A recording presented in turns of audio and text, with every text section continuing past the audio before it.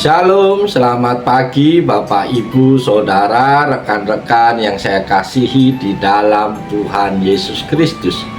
Kembali pada pagi hari ini saya menyapa, menjumpai Bapak, Ibu, Saudara semua melalui program Motivasi Pagi.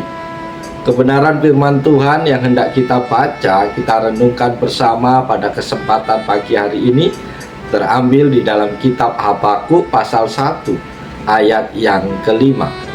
Terjemahan baru kedua berbunyi demikian: Lihatlah di antara bangsa-bangsa dan perhatikanlah, terheran-heranlah dan tercenganglah, sebab aku akan melakukan suatu pekerjaan dalam zamanmu yang jika diceritakan tidak akan kamu percayai.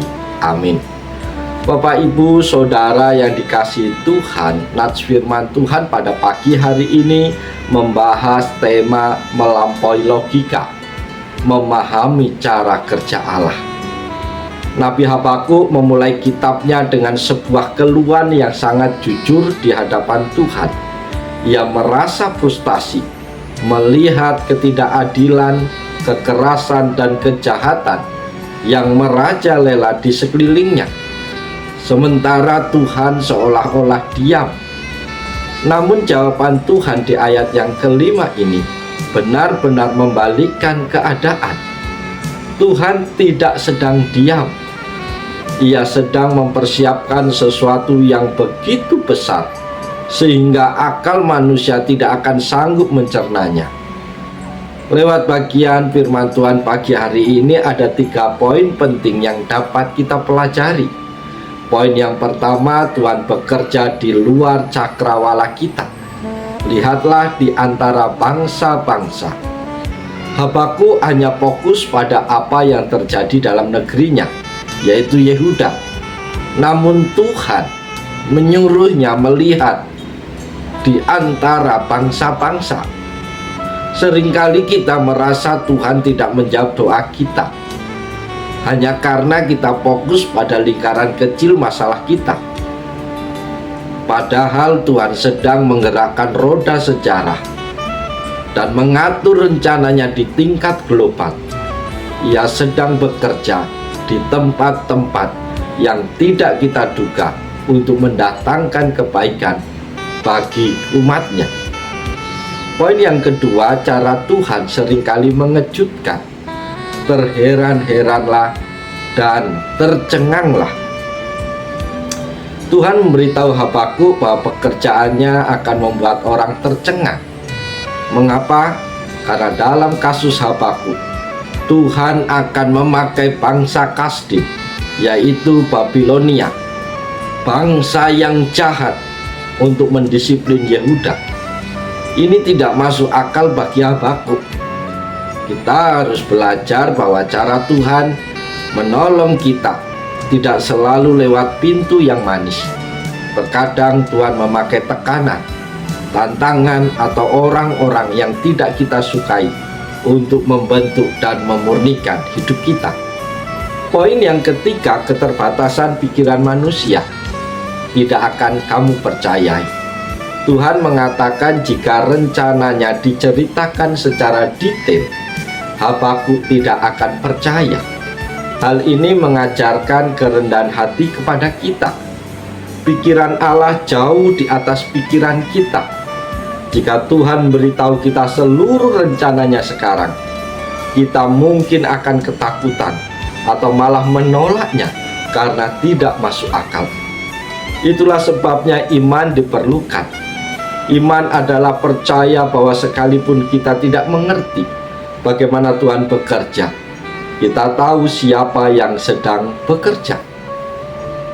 Bapak, Ibu, Saudara terkasih, lewat bagian firman Tuhan ini juga ada perenungan pagi hari ini yang perlu kita pelajari. Yang perlu kita renungkan yang pertama adalah diamnya Tuhan bukan berarti ia pasif. Habakuk merasa Tuhan tidak peduli, tetapi Tuhan menjawab, lihatlah, perhatikanlah. Seringkali kita merasa Tuhan membiarkan doa kita tidak terjawab atau membiarkan situasi buruk berlarut-larut. Namun ayat ini mengingatkan bahwa di balik diamnya Tuhan, Ia sedang menggerakkan roda sejarah. Tuhan tidak pernah tertidur. Ia sedang mempersiapkan sesuatu yang skalanya jauh lebih besar daripada yang bisa kita lihat dalam ruang sempit masalah kita. Poin yang kedua adalah solusi Tuhan yang tidak lazim. Tuhan berkata bahwa pekerjaannya akan membuat Habakuk tercengang. Mengapa? Karena Tuhan akan memakai bangsa Babel, bangsa yang kejam, untuk menghukum umatnya. Bapak Ibu Saudara, kita sering mendikte Tuhan tentang bagaimana Ia seharusnya menolong kita. Kita ingin solusi yang manis dan nyaman. Namun terkadang Tuhan memakai badai, tekanan, atau bahkan situasi yang sulit untuk mendisiplin dan memurnikan kita. Tuhan berdaulat memakai apa saja, bahkan hal-hal yang tidak kita sukai, untuk menggenapi rencananya. Poin yang ketiga adalah keterbatasan logika manusia tidak akan kamu percayai. Para sahabat yang dikasihi Tuhan, Tuhan menegaskan bahwa rencananya berada di luar kapasitas iman dan pikiran Habakuk pada saat itu. Pikiran Allah jauh di atas pikiran manusia. Jika Tuhan memberitahukan seluruh rencananya di masa yang akan datang sekarang juga, kita mungkin akan ketakutan atau merasa tidak sanggup menjalaninya. Ayat ini mengajak kita untuk merendahkan hati. Kita harus mengakui bahwa kita tidak tahu segalanya. Dan itulah sebabnya kita butuh iman. Iman adalah percaya pada karakter Tuhan, meskipun rencananya belum masuk di akal kita. Poin yang keempat, panggilan untuk memperluas pandangan. Lihatlah di antara bangsa-bangsa. Saudara-saudaraku yang terkasih, Habakuk hanya melihat masalah internal di sekitarnya. Tuhan menyuruhnya melihat ke dunia yang lebih luas. Masalah kita sering terasa raksasa karena kita terlalu fokus menatap ke dalam diri sendiri atau masalah itu sendiri.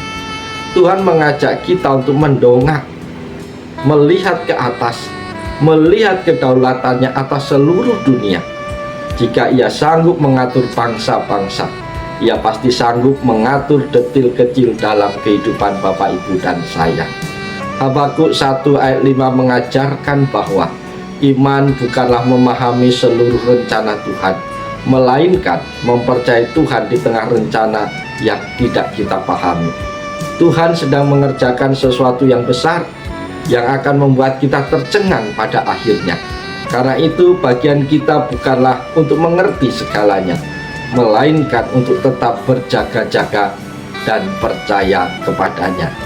Biarlah firman Tuhan di pagi hari ini menolong, memberkati, memotivasi kita.